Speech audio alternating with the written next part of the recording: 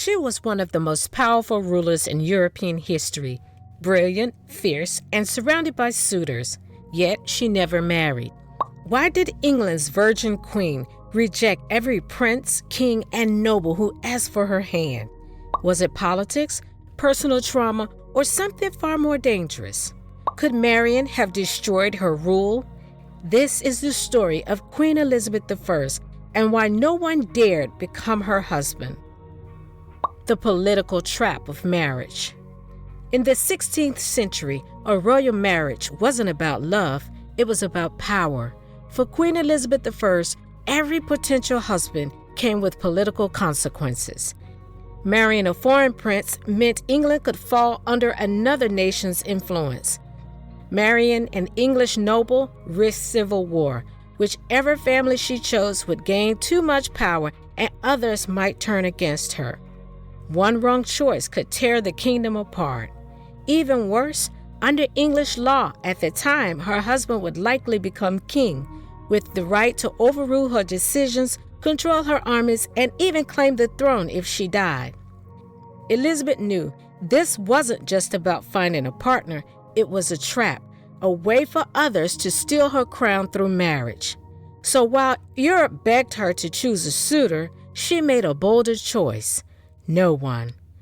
So while Europe clamored for her to choose a suitor, Elizabeth made a far more audacious choice: no one.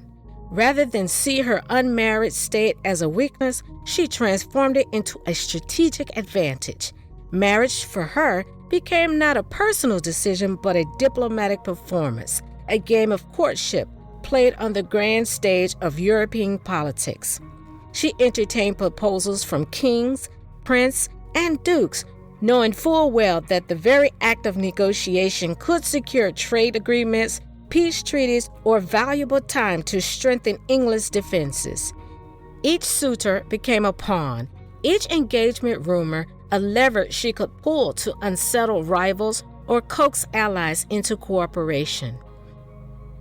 At home, she carefully shaped her image as the Virgin Queen, declaring herself wedded to her realm and her people. This was more than a slogan, it was a calculated act of political branding. By pledging her loyalty exclusively to England, she sidestepped the factional rivalries that might erupt if she elevated one noble family over another.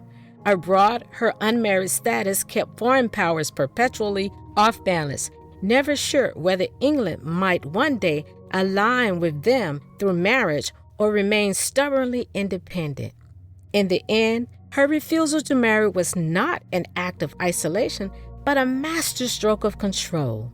She reigned for 44 years, guiding England through religious divisions, foreign threats, and economic challenges. Her crown remained her own, unclaimed by any husband, and her reign proved that a woman could wield absolute authority, not in spite of her singlehood, but because of it. The shadow of her mother. Elizabeth I didn't just inherit a crown, she inherited a legacy soaked in blood. Her mother, Anne Boleyn, was once the most powerful woman in England, the queen who defied tradition to marry King Henry VIII. But when court politics turned against her, it ended in disaster. She was accused of adultery, treason, and executed by sword. Elizabeth was only 2 years old when her mother was beheaded at the Tower of London. She spent her childhood watching what happened to women who got too close to power. Her father didn't stop at one. He went through 6 wives. Some died, some vanished, all were used as tools for alliance, succession, or ambition.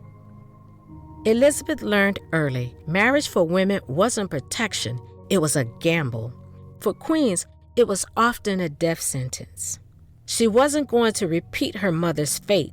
She knew that in her world, love could be fatal, and trust could be a trap with a crown on top. The Robert Dudley problem. One man came close, Robert Dudley, Elizabeth's childhood friend and rumored true love. But there was a scandal.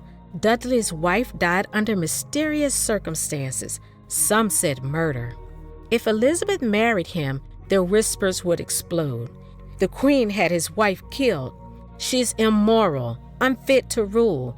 Even if she loved him, marrying Dudley could have destroyed her image and her reign, so she kept him close but never said "I do." Instead, Dudley became a constant figure in her court, a presence both comforting and dangerous. They exchanged letters filled with warmth and teasing, shared private moments that fueled endless gossip, and relied on each other in matters of state. Yet Elizabeth never crossed the line that would bind her fate to his. She understood the power of appearances and the cost of giving her enemies such a weapon. To the outside world, their relationship was an unsolved riddle. Was it a friendship, love, or political theater? Courtiers watched every glance, every word, searching for proof of a romance that might topple a throne. Elizabeth let them wonder. The mystery served her well. By keeping Dudley near, but never elevated him, she maintained her authority and preserved the delicate balance of power in England. She could enjoy his loyalty without risking the kingdom's stability, a compromise that spoke not of indecision, but of extraordinary discipline. In a court full of ambition and betrayal, Dudley remained her most trusted companion, yet never her king. Virginity as power. Elizabeth turned virginity into strategy. By refusing to marry, she became a symbol, a woman married only to England, a Protestant queen untouchable by Catholic kings, a ruler who owed her crown to no man. Her unmarried status gave her leverage in diplomacy. Foreign powers kept sending proposals, hoping, and she used their hope to manipulate international politics. Her body became her greatest political weapon. The male ego at court. Let's be honest, most 16th century men couldn't handle a woman in power. Marriage meant the husband became the ruler. And Elizabeth? She wasn't about to hand over her crown, her decisions, or her independence. Some suitors expected to co-rule. Others wanted control of England's military, treasury, or religious policy. Elizabeth shut them all down. If they couldn't accept her as sovereign, they had no place beside her. Reputation over romance. As Elizabeth grew older, marriage proposals slowed, but her power grew.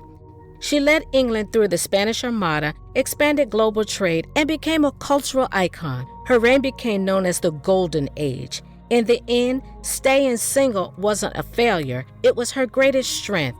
She shaped her destiny, ruled alone for 45 years, and left behind a legend unmatched by any married queen. She didn't need a king, she became one. So why did no one dare marry Elizabeth I? Because she understood something rare for her time, that marriage wasn't a crown, it was a chain. To rule as a woman, she had to be above desire, above scandal, above men. And in doing so, she didn't just avoid disaster, she rewrote the very meaning of power. Her crown made her untouchable. But what happens when power turns into pure fear? Our next video is about the day Saddam made his enemies disappear on TV. A stage meeting, applause, and then, one by one, his rivals vanished before the cameras. Click now to witness one of the most chilling displays of dictatorship ever caught on film, and subscribe for more real stories they never told you in history class.